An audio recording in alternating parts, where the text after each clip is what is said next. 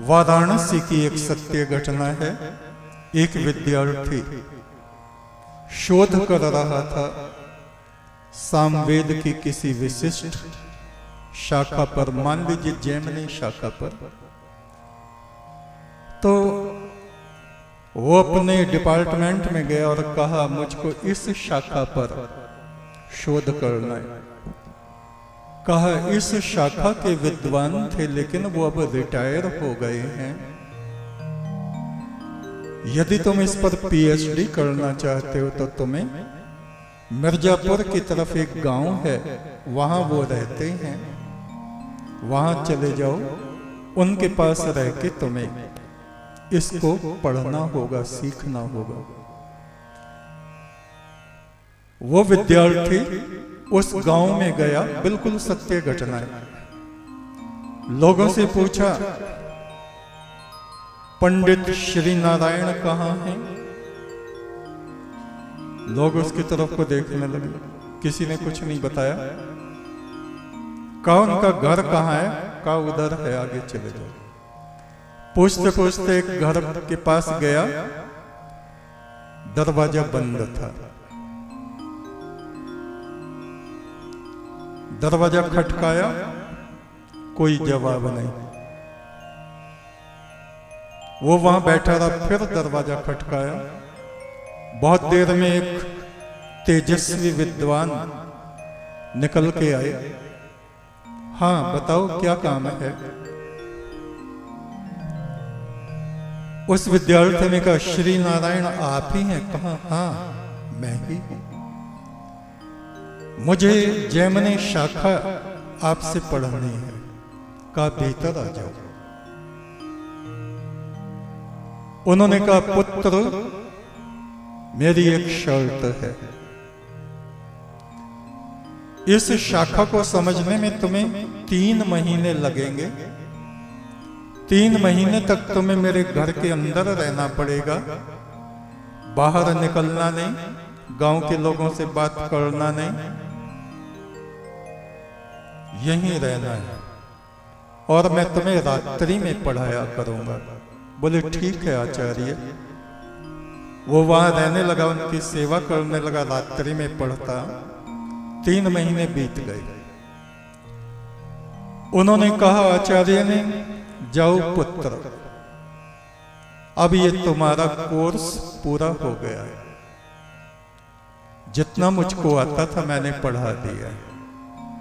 3 महीने बाद वो विद्यार्थी उस घर से निकला, दाढ़ी बढ़ी हुई, साधु जैसा भेष। गांव वालों ने देखा इस घर से एक साधु निकलता है, सबने घेर लिया। कहा तुम कौन हो? तुम कौन हो? कहा मैं 3 महीने पहले आया नहीं था क्या यहां? मैं विद्यार्थी हूं वाराणसी का। कि यहां क्या कर रहे थे? क्या कर रहे थे? आचार्य से पढ़ रहे थे। कि अरे सच बोलते हो और क्या झूठ बोलता हूं? इन आचार्य की मृत्यु को 5-6 बरस हो गए। तुमको कौन पढ़ा रहा था? ये सत्य घटना है।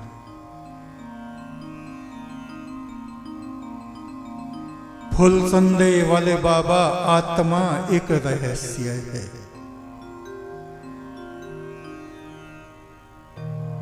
न हन्ते हन्यमाने शरीरे, शरीर के मर जाने पर भी ये आत्मा मरती नहीं है। क्योंकि वो विद्यार्थी किसी विशेष उद्देश्य से, शुभ उद्देश्य से गया था। तो उन आत्मा के हृदय में करुणा पैदा हुई और उन्होंने उसे अपना विद्यार्थी स्वीकार कर लिया। और जाते हुए उसको कहा पुत्र एक काम करना, वाराणसी में जाके तीर्थराज प्रयाग में मेरे लिए इस नाम से मेरे और मेरे पितरों के नाम से प्रार्थना करना, दान वगैरह कर देना, श्राद्ध कर देना। कहा आचार्य आप तो जीवित हैं? बोले हाँ जीवित हूं, लेकिन कर देना। अब तुम मेरे पुत्र के समान हो, जो मैं कह रहा हूं वो कर जरूर देना। फिर उस विद्यार्थी ने गांव वालों की बात सुनी तो उसे लगा कि हाँ वो आचार्य शायद